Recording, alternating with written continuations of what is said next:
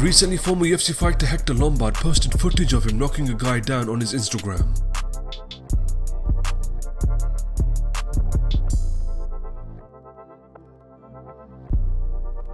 In the caption he wrote, "Listen up, I cannot answer all these messages. My friend at Awesome MMA posted this video and it went viral. Understand this, if anyone I don't know comes to my gym and calls me out to spar with their friend filming on their phone, it's not going to end well. Respect your elders. Don't come to a gym where you don't know anyone and call out an older student."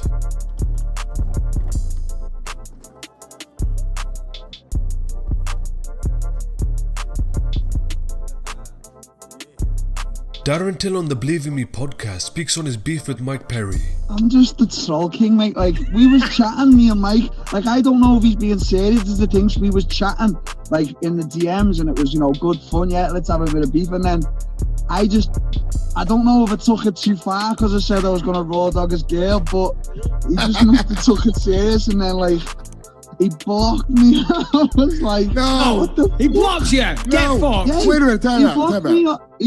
He blocked me off Instagram. Do you not see on my post? I posted about it. I was like, oh Mike, really? God. You blocked me. So I made another account and I started like commenting raw dog. He blocked that account. So I made another account, raw dog. He's blocked him. I can't see his no more. Me and Ariel was having a bit of back and forth because I said to Ariel, let's keep everyone interested while lockdown's happening. Let's have a bit of beef. And then it was the same with Mike, you know, we were just having a bit of back and forth. And then, you know, maybe because he's got a new girl or whatever, he took it to heart. Like, I don't take nothing to heart, mate. You could say what you want about me. Until you lay hands on me, it's fun.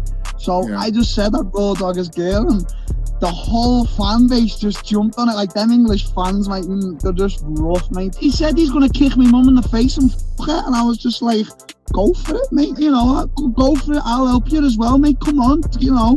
Mike, there's no limits when you want to chat that shit, mate. He needs to know, but, you know, this is fighting, mate, and I don't think there is a line, and that's, you know, that. If that was Rob, let's say Mike Perry's attitude and personality was in Rob, there ain't no line to be crossed, I don't think, mate. You know, I think kids, yeah, that's a line you don't cross, okay. I think I've seen one fighter cross that line, I think it was Colby. I think he crossed the line, but same again for me, it doesn't cross the line, but with many it must do. But it's fighting, mate. But a lot of people said to me, they were like, Darren, knock her in the head now, he's pretty unstable. So I did, but then I created Darren Till 3 and raw dog, and it's just, you know, it's hilarious.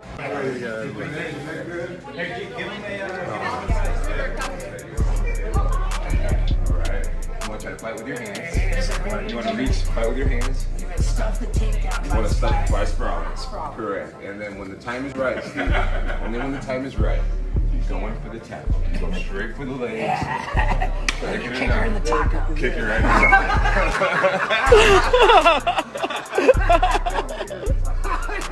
taco. What? That's illegal.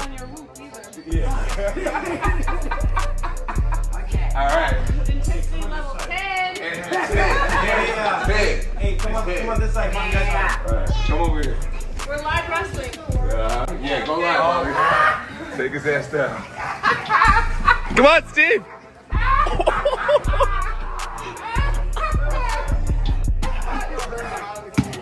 Up to the double leg, Steve. Take it down, Steve. Double leg. Oh. Yes. That is epic. Was he the easiest opponent you ever faced? Probably. I mean,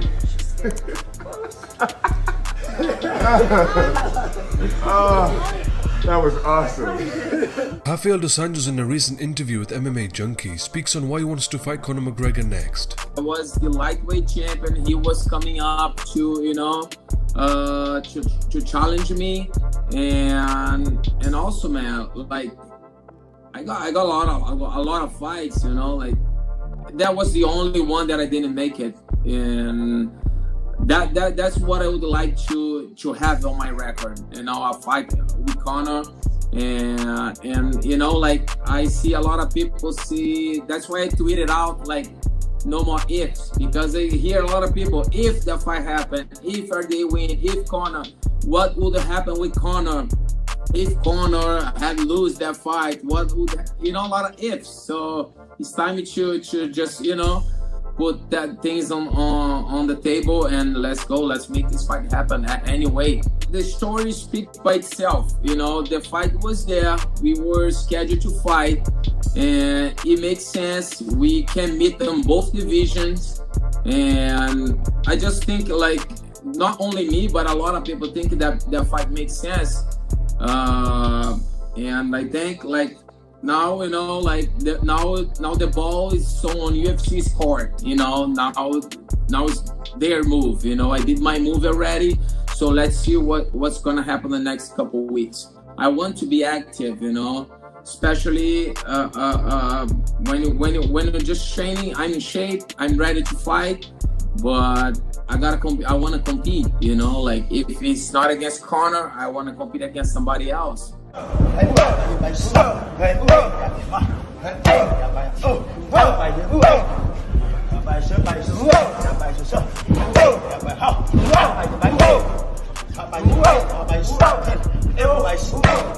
Давай.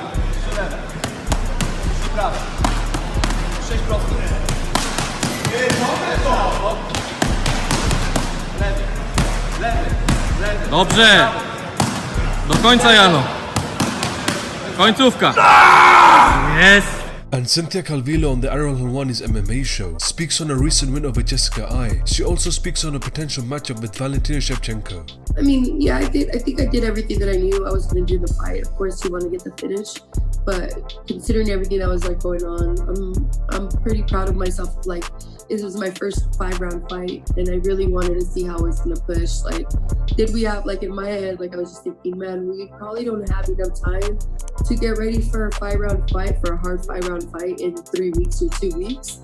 But we're just gonna do our best. We're gonna train every day, and we're not gonna think about that stuff. We accepted the fight. Let's just do whatever I can to get in the best shape. And surprisingly enough, I felt like I was still able to go really strong in the 5th round. So if anything, I felt like I was definitely a little bit more conservative, but I do feel like I played the right fight.